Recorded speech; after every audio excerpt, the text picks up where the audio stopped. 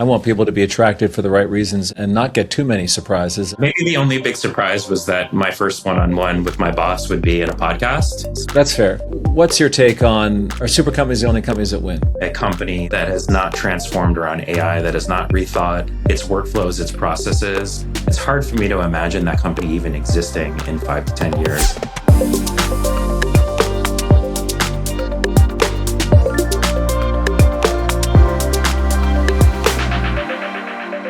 Welcome to Supercompanies, my quest to understand how the smartest and most viable companies will be built in the age of AI. I'm your host, Greg Shove, 7-time founder and CEO of Section AI. This episode, we're speaking with Michael Domanic, head of AI at Section. Yes, Michael joined a week ago. In fact, this is the first time I've seen him, so we're going to do his first one-on-one on a podcast.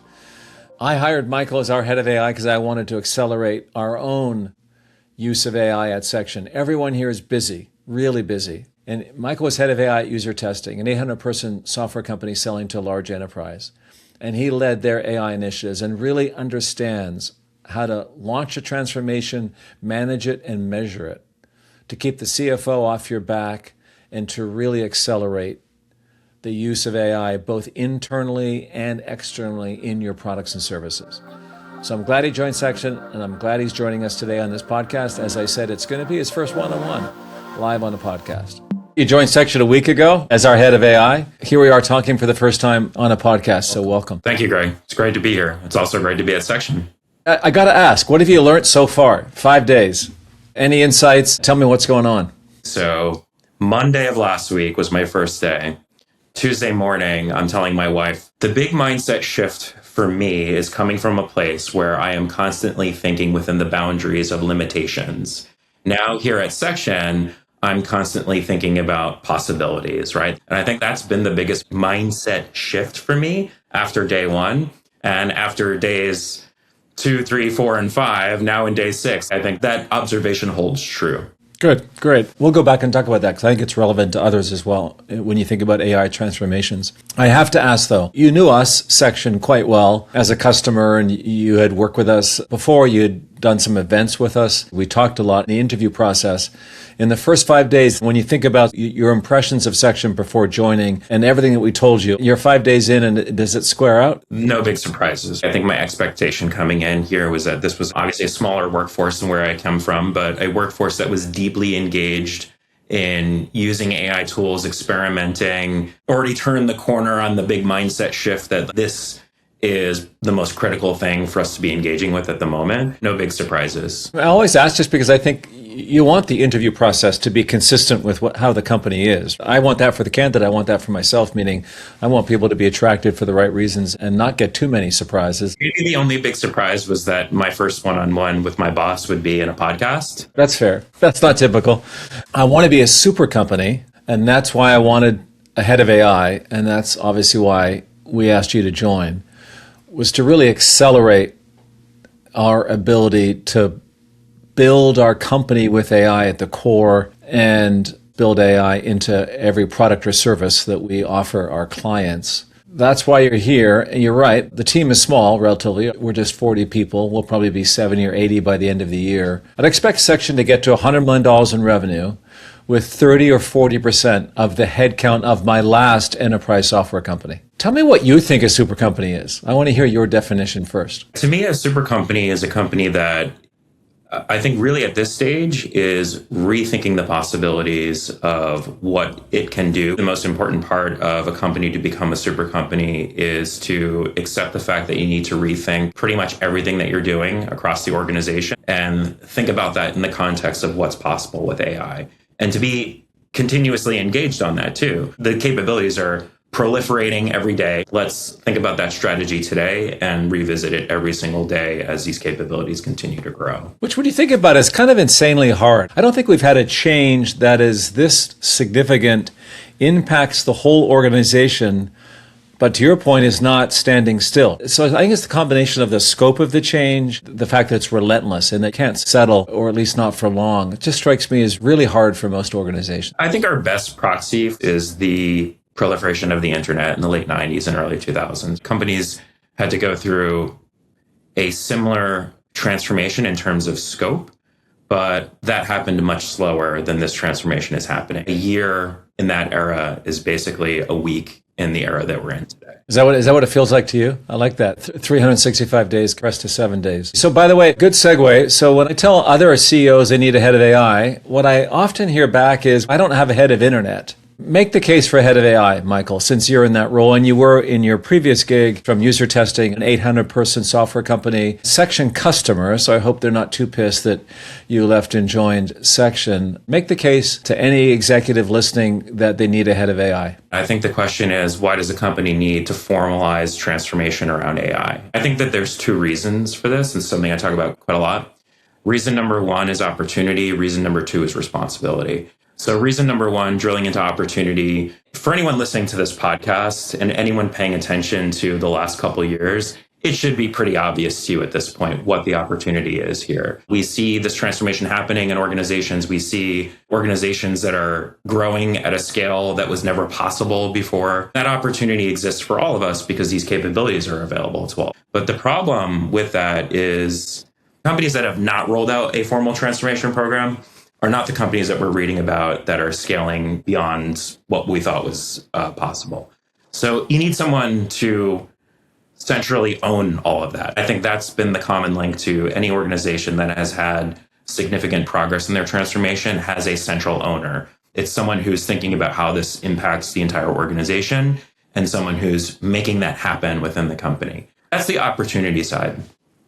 Now, the responsibility side, I think, has two different components to it. The first component is what I basically would refer to as governance. So we need to be able to provide our employees with pathways to use AI responsibly and ethically. And that's going to look different for every organization. I say the word governance with a little bit of hesitation because I think some companies have gone a little bit too far down the road with governance. Certainly, if you're in healthcare, if you're in financial services, your governance is going to look a little different from a 40, 50-person SaaS company. But you need to figure out what your version of that is and be able to give your employees pathways to use AI responsibly, use sensitive data responsibly.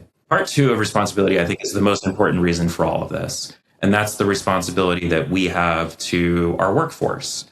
We're going through one of the most transformational moments, I believe, in human history. And that's a bold statement, but I believe it. And I do believe it is the responsibility of any company that considers themselves and advertises themselves as a good employer to lead their workforce through the transformation. Because I don't think that leadership is coming from anywhere else right now. Sure, you can jump online and you can jump on YouTube and learn a little bit about AI here and there, but your company needs to completely wrap its arms around the transformation and lead the workforce through it. And lead them and so they can thrive. And I guess that also means if their roles change, if the roles are eliminated, that's also part of responsible leadership. Yeah, I think it's those who don't turn this corner on this transformation are going to be considerably worse off than those who do. For many of us who have a significantly high level of trepidation about all this, I do, and I'm sure that you do to some degree as well, but the genie's out of the bottle. This transformation is happening, whether we like it or not. And we all need to wrap our arms around that and figure out how are we going to maintain relevancy as this transformation continues well into the future. Okay, I want to go back to governance real quick. Section, I'm hoping that's a small G, not a big G. I don't feel like we need too much governance. I agree. But in general, I'd say smaller teams and or smaller companies, we want the governance to be muted such that the exploration, the experimentation, the growth can happen, right? Yeah, look, that's why I said earlier, after day one, I'm recognizing that the biggest mindset shift for me is coming from a place of where I'm constantly thinking about limitations to a place where I'm constantly thinking about opportunity. Companies can go too far on the governance piece right now, and I think that's a big mistake. And it will look different for every company. If we were a healthcare company, that small G would probably be a big G. We're not a healthcare company. We're a 40, 50-person startup that's trying to help other companies become super companies. So I want to go back to something you said around when we see these companies growing at unheard of rates before. And I think you're referring to AI companies. We know the big ones. You're also probably referring to the Gammas and the Open Evidence, smaller AI native startups with AI products that are growing very quickly. And it seems so far in a very capital efficient, if not capital efficient, certainly headcount efficient way. I don't think they have heads of AI though. So I'm questioning Why did I need a head of AI, actually, is what I'm questioning. Do you think they do, or do you think they should? Like, if you're the CEO of Gamma or any one of these AI native startups, should they get a head of AI? Yeah, Gamma has made very interesting progress based on relatively small number of employees. I guess maybe the answer to that question is in a different question. Will that always remain the case? AI is going to continue to proliferate. We can't probably even think of the ways that we're going to be using AI in 18 months from now today. But I think that's where those companies want somebody that's completely dedicated to that mission. The answer to the question is yes. I think it would be wise for all companies to have someone who centrally owns that. And Gamma's going to grow. Their employees are going to grow. They're going to bring in new people into the organization that haven't been a part of their journey maybe over the last few months. And those employees are going to come in with different levels of experience using AI. You need somebody that's going to help the entire workforce turn that corner. Yeah. Let's talk about the head of AI then, persona, a little more in terms of who should fill the role. So why don't we start with you describing your background in terms of where your career has come from? And then I would like to hear about, when you look at that role, what do you think about in terms of what's the right kind of person to occupy that seat? But let's talk about your background a little bit, the last 3 years in terms of what you were doing before you came to Section. Just the broad stroke over the last 10 years. For several years, I was a startup guy. 10 years ago, I was actually involved in Hype Cycle 1.0 for AI, which is when every company felt like they needed a Facebook Messenger chatbot, an Alexa skill, a Google Assistant action. Conversational interface was a big thing 10 years ago, and a lot of people don't remember that era. I remember it very well because I was the guy designing a lot of those experiences. They were all terrible because they were all based on NLP. Here we are 10 years later. This is a real thing. Most recently, I was at UserTesting for 7 years. I've had a lot of different roles in the organization.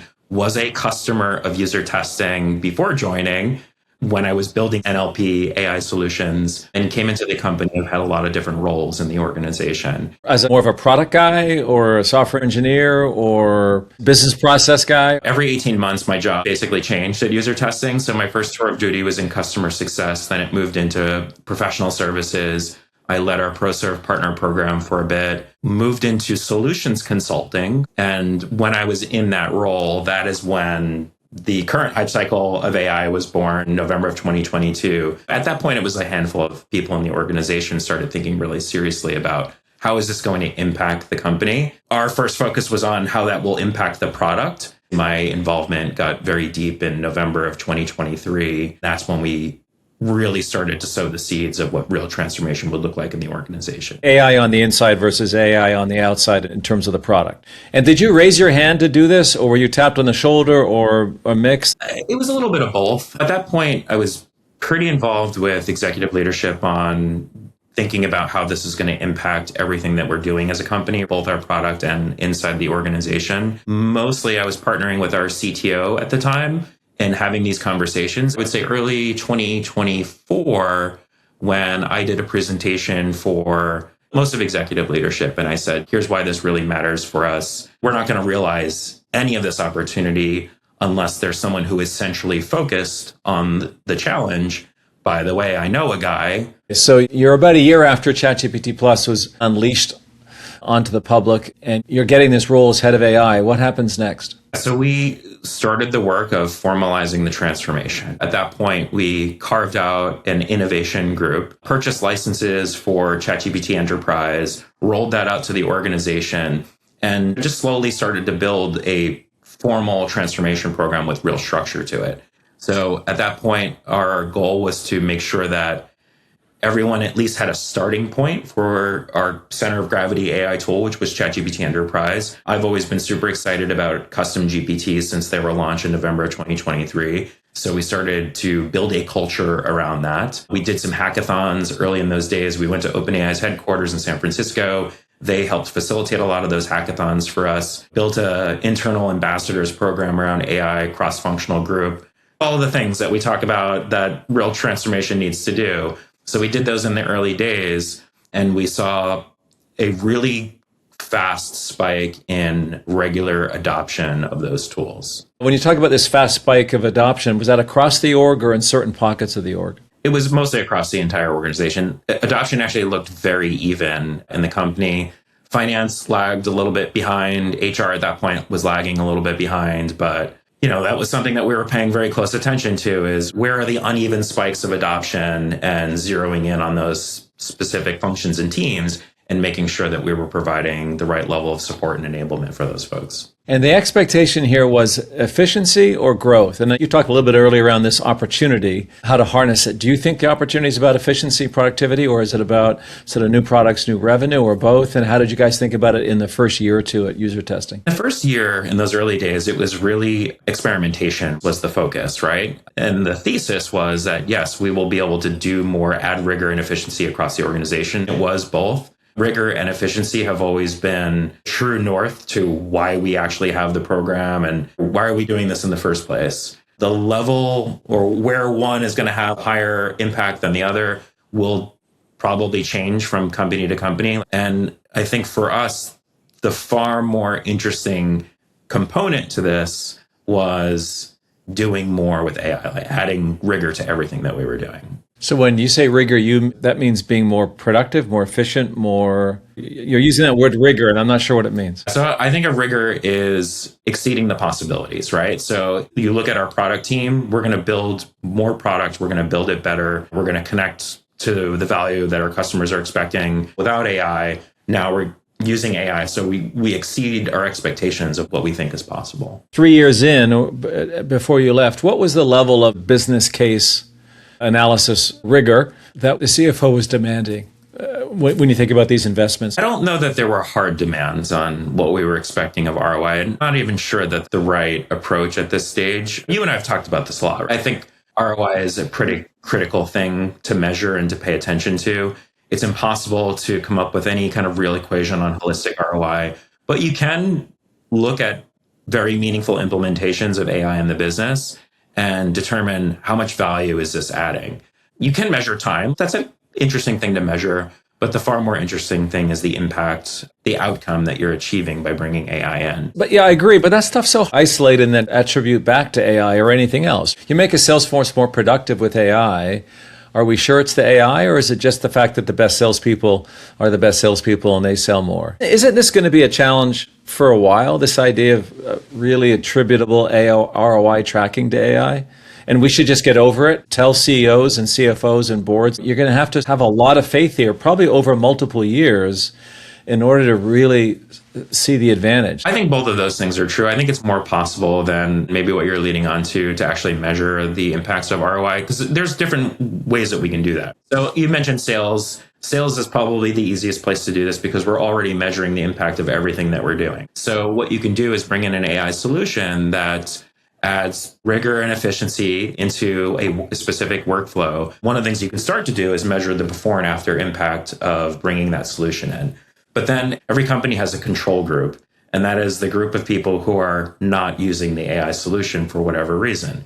So that's one of the things that we were looking at as well is, okay, this population of individuals that we've built this AI solution for, here are the people who are using this now, and here are the people who aren't. And here's the impact that it has made on these specific individuals. And I would say that every time we did those measurements, the conclusion was very clear. The AI solution had a meaningful impact on the outcomes that those individuals were achieving.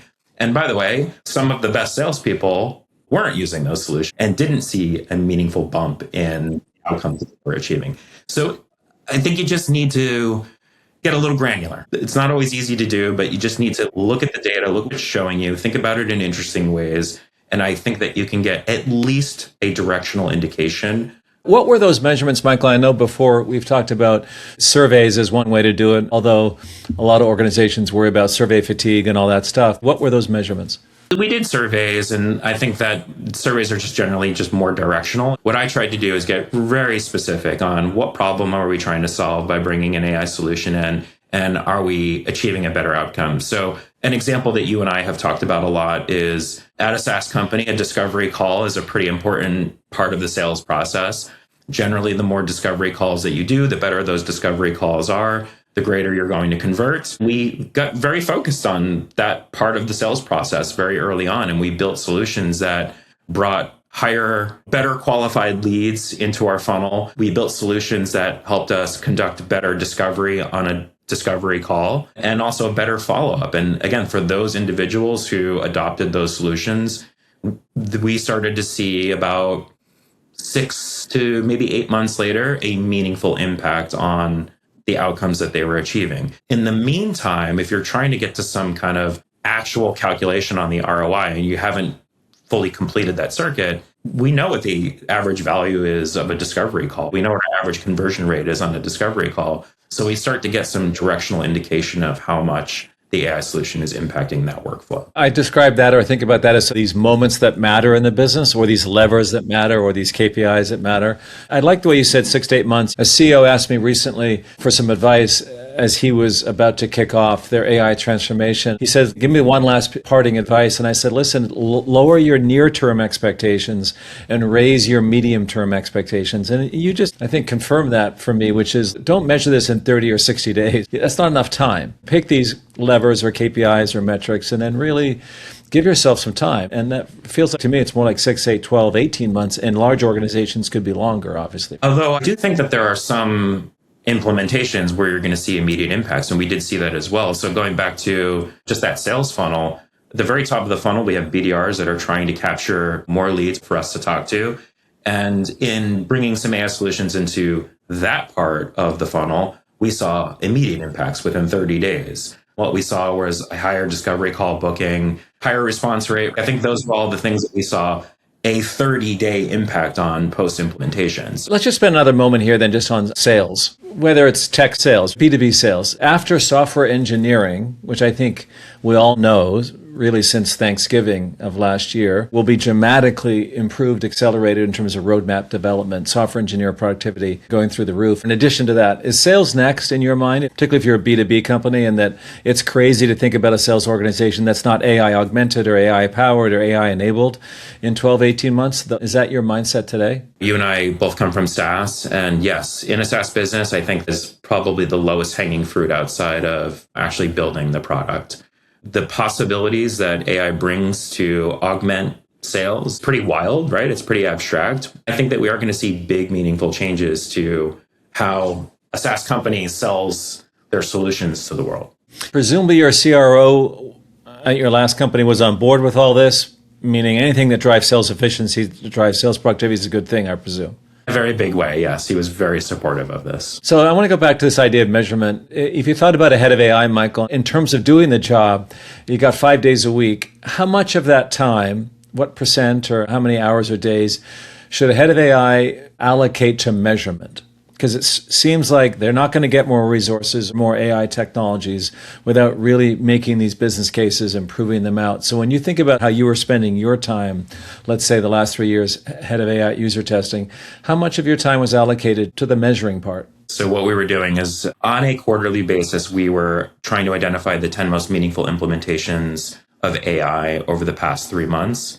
And then I would probably spend most of the final week or the first week of the following quarter in that exercise of, okay, let's measure this out. I would say that I probably spent a solid week per quarter on that. More than 1%, less than 10%. I think this also helps you determine where you need to focus more of your time and effort and resources to bringing AI solutions into other parts of the organization, or where you walk away from things that you may have spent too much time on. I think this really helps you get fine-tuned on where you devote the resources to the transformation. Let's go back to this head of AI. In your mind, besides you being the perfect head of AI, but what is the profile of the head of AI in your mind? What kind of person should a CEO or board be looking for to play this role, at least for the next couple, 3 years, meaning in these early years of transformation? So I think about a year ago, I identified 4 characteristics that I was noticing across all of the companies who have been making meaningful progress on their transformation and had a head of AI. The first one's going to be very obvious, which is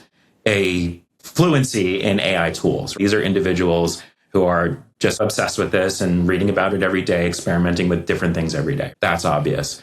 Number 2 is somewhat obvious. It's someone who knows enough to be dangerous around all functions of the business. You haven't been in marketing, but you have a pretty good sense of what marketing does and what your HR team is doing, what your product team is doing. So someone who has a pretty keen understanding of what every function is doing in the business. Number 3 is this is 0 to 1 transformation. So it has to be someone who's comfortable operating in that environment and maybe has had some experience in the past.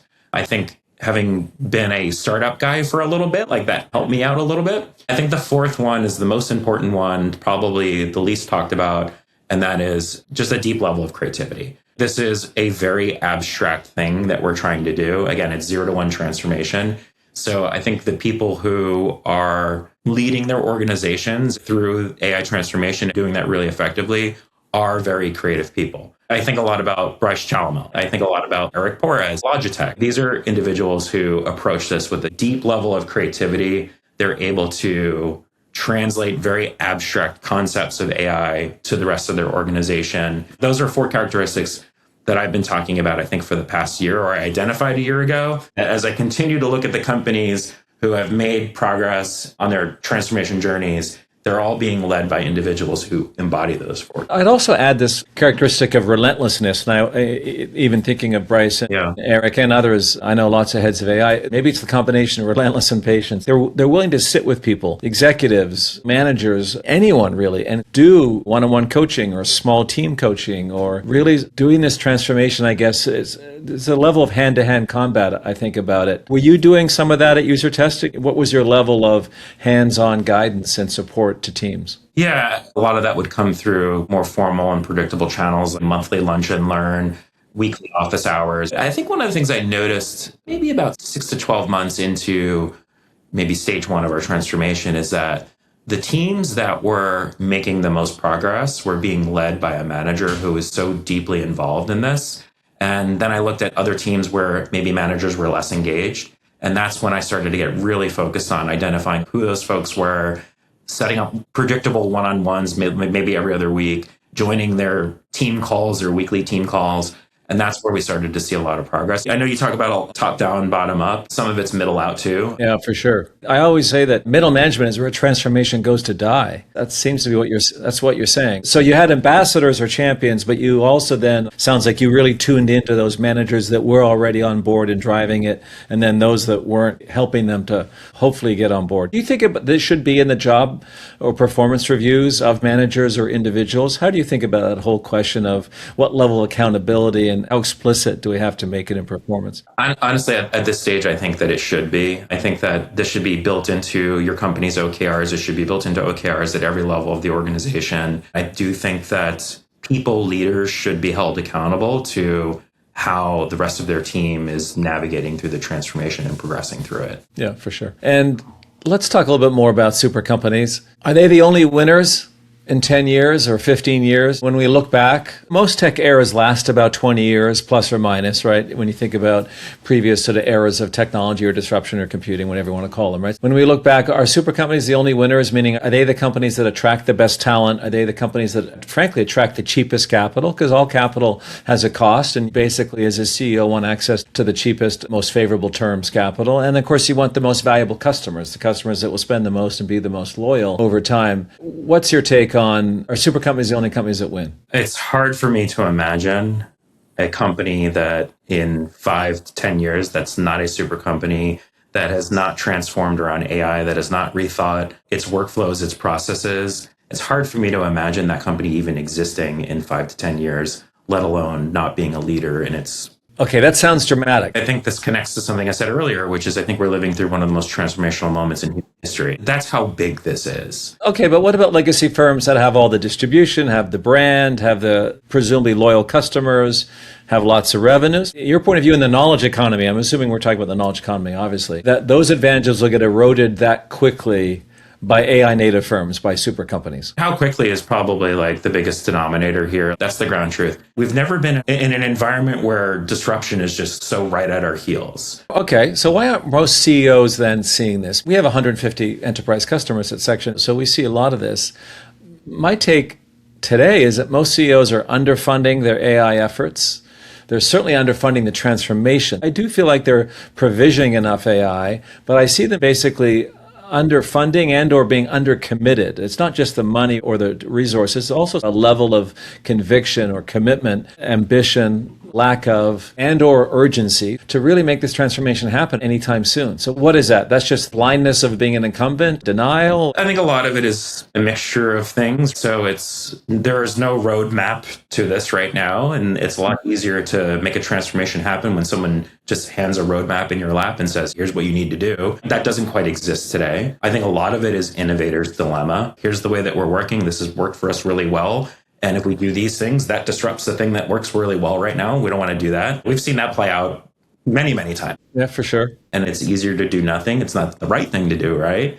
But it's easier to be like, let's wait this out a little bit and see. A lot of this feels like hype. Let's see if that's true. And some of it is hype, right? So let's talk about that a little bit more then. I'm ahead of AI. Feels like one of the things you need to do pretty quickly is get the executive team, C-suite, the level above, to really understand the possibilities, the opportunity, and the responsibility. As you said, that two-part challenge here. How do you get them to really get it? Okay, this is so significant. It is this crazy moment. So what would you do today if you're the head of AI and you had 10, 12, 20 people above you, some sort of leadership exec team, to get them to really appreciate this moment in a more significant way and come to the table with more conviction, effort, and resources? Look, I think I would fall back to how did we start this journey at UserTesting several years ago? What I started to do was build out some AI solutions that connected to different parts of the business. And what I'm doing is showing the value of bringing AI solutions into different parts of the business. And this is where I started this whole like ROI calculation thing,